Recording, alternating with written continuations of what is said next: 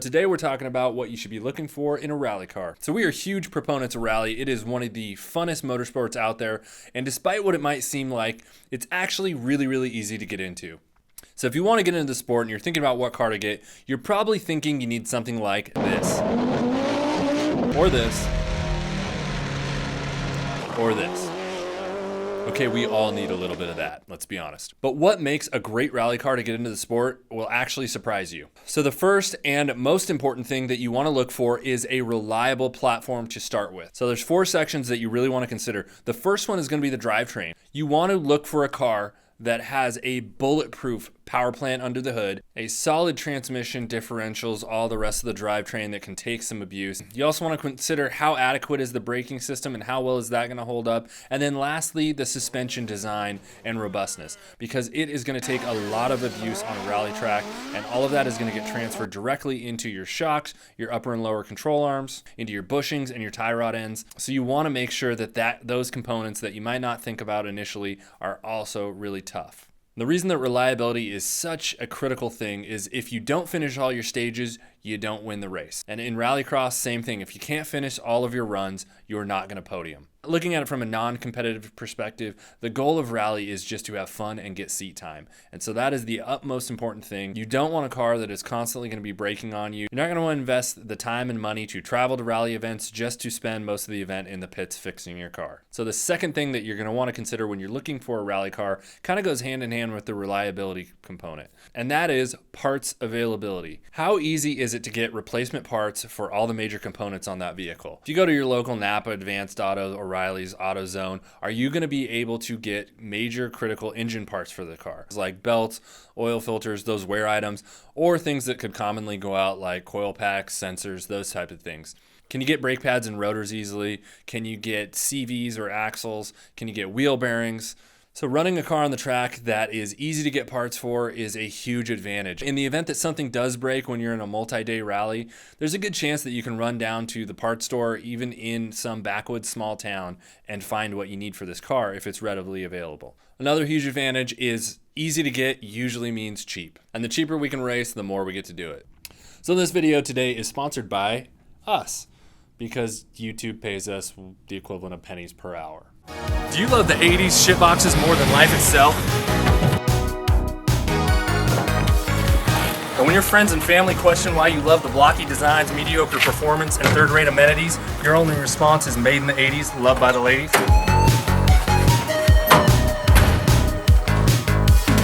You love 80s music so much that you once threw your stereo out the window at freeway speeds because someone changed the channel?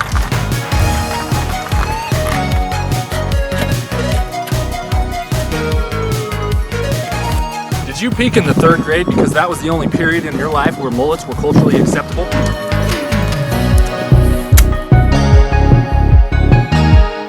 Then you're one of us, and we made these shirts with more neon and 80s super goodness just for you.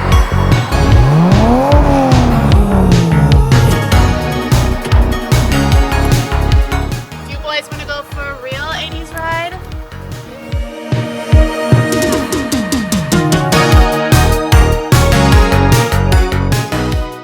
Down below, there's a link to boostrodeo.com. Please go give it a look. If you find anything you like and you decide to purchase, know that every single dollar from that purchase will go right back into making content, making more merch, or funding R&D for parts.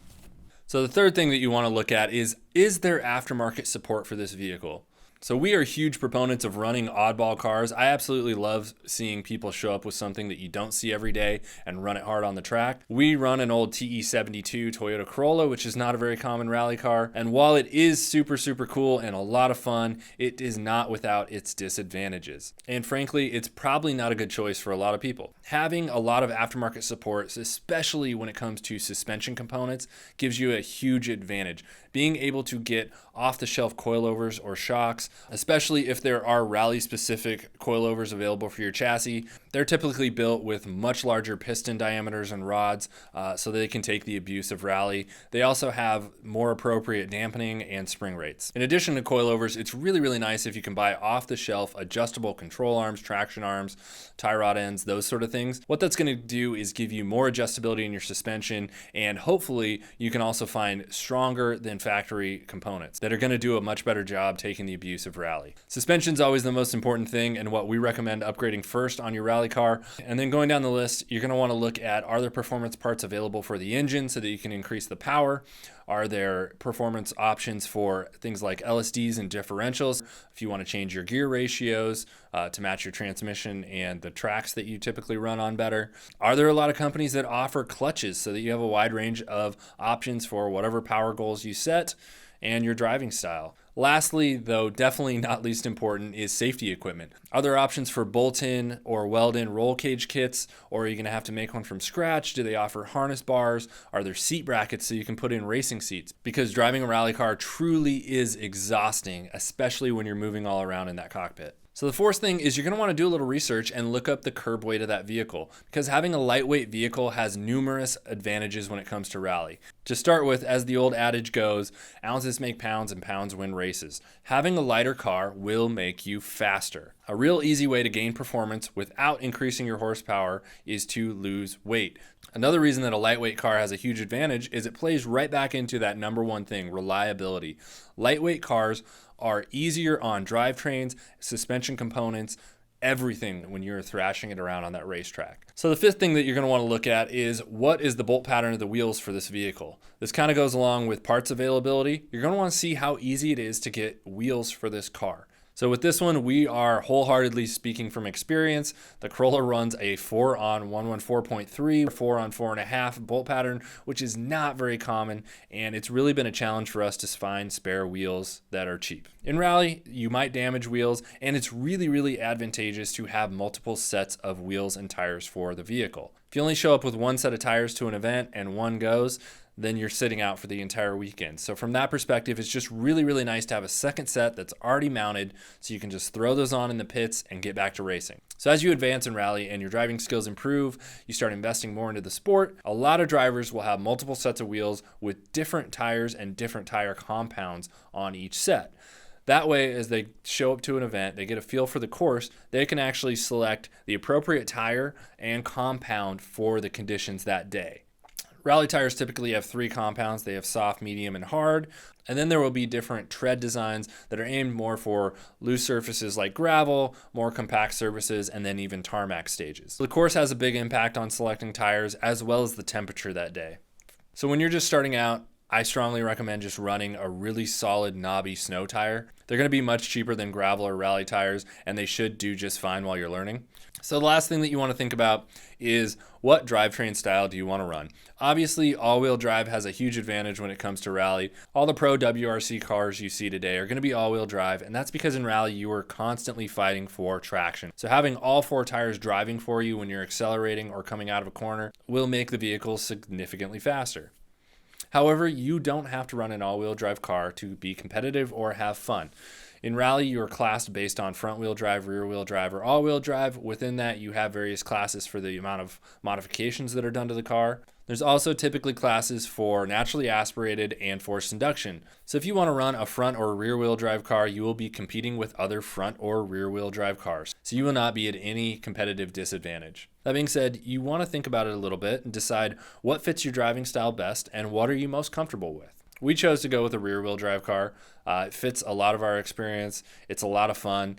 As you know, rear-wheel drive cars tend to be a little bit more sideways and all over the place, and we have absolutely no regrets with that. Front-wheel drive actually does have some advantages when you send it into a corner, having that front end pulling you around. You can recover from some things that you just can't in a rear-wheel drive car. And then obviously, all-wheel drive really does have a lot of the advantages that the front-wheel drive car does with pulling that front end around and saving some things, as well as being able to induce a lot more oversteer like a rear-wheel drive car when needed. So all 3 platforms do have their advantages and disadvantages. Front-wheel drive and rear-wheel drive are typically a lot easier to find a cheap vehicle that's well-suited for rally while checking all those boxes that we previously mentioned. Being reliable, having good parts availability, good wheel specs, and aftermarket support. The only real disadvantage they have is typically when it comes to traction, and that's really only in the acceleration department. A lot of that can be mitigated with having the car well balanced, good suspension setups, and great tires. When it comes to all-wheel drive, obviously has a traction advantage.